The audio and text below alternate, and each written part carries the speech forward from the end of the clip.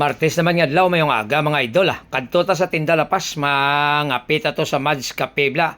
Since 1940 mayon ni kay native nga kape Nagorder man ko dayon na tinapay di nga pandisyusa ho kag kalamayan tani isang skubado no.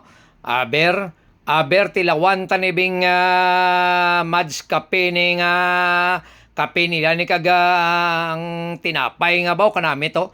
Init gid kayo ning pandisyusaw. Aber, ay abaw! Puwerte ka namit gimangli. Pandisyusa.